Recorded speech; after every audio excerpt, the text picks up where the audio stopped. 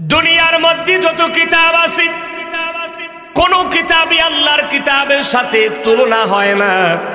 আল্লাহর কোরআনের সাথে তুলনা দেওয়ার মতো কোনো কিতাব দুনিয়াতে নাইও, ঠিক কিনা জোরে বলেন।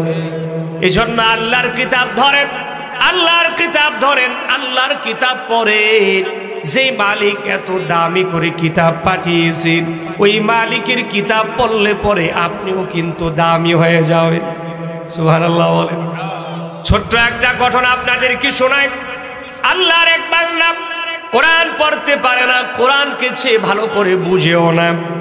ফজরের নামাজের পরে প্রতিদিন আল্লাহর কোরআনটা হাতের মধ্যে নিয়ে লাইনের মধ্যে হাত ঘোরায় আর বলতে থাকি, আমার আল্লাহ যত বড়, আমার আল্লাহ যত বড়, আমার আল্লাহর কোরআন তত বড় গো।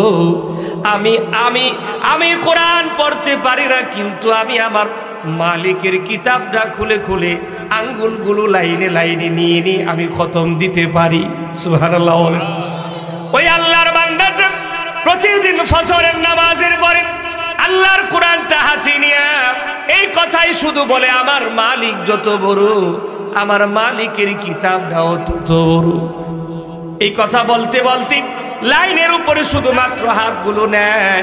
এভাবে সব সময় তিনি ফজরের পরে আল্লাহর কোরআন নিয়ে নিয়ে এভাবে তিনি খতমটুকু আদায় করে নেয়।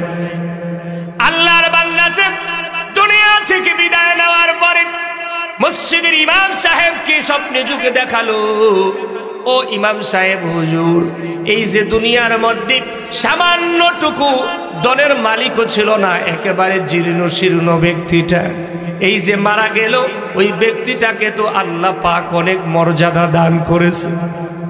ইমাম সাহেব হুজুরের স্বপ্ন ভাঙ্গার পরে ওই ব্যক্তিটার বাড়ির মধ্যে গিয়া বলল, ও স্ত্রী, বলেন তো দেখি মুরব্বীর কি এমন আমল করেছে মালিকে উনার মর্যাদাটুকু বৃদ্ধি করেছে, স্বপ্নে দেখলাম। হয়তোবা আমার মালিক আল্লাহ এই ব্যক্তিটার মর্যাদা বাস্তবেও বাড়ায়া দিতে পারে। দিলে সাক্ষী দেয়, স্বপ্ন সচরাচর দেখি না, যেহেতু দেখেই ফেললাম, বলেন আর কি এমন আমল ছিল।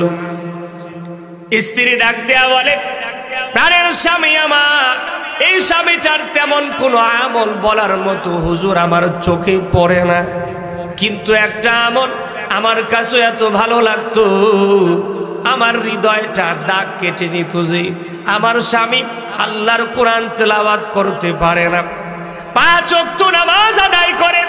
ফজরের সময় দেখেছি আমার স্বামী নামাজ আদায় করার আল্লাহর কোরআনটা হাতে নিয়ে চোখের পানিগুলো সারে আর বলে, আমার মালিক যত বড়, আমার মালিকের কিতাব তত বড়, আমার মালিক যত বড়, আমার মালিকের কিতাব তত বড়। আমি কোরআন পড়তে পারি না, আমি কোরআন জানি না, আমার মালিক যদি চায় আমার মালিক এই কোরআনের মহাব্বতের কারণে মাফ করে দিতে পারে। হুজুর এই আমল ছাড়া আর নামাজের আমল ছাড়া কোনো আমল আমার চোখে পড়ে না। ওই হুজুর বলে, হয়তোবা আল্লাহ এই কোরআনকে মহাব্বত করার কারণে, ভালোবাসার কারণে আল্লাহ মনে হয় ওনাকে এই মর্যাদাটুকু দান করেছে। তাহলে বলেন, পারি না এই কথা বললে চলবে না। শিখার জন্য চেষ্টা করেন।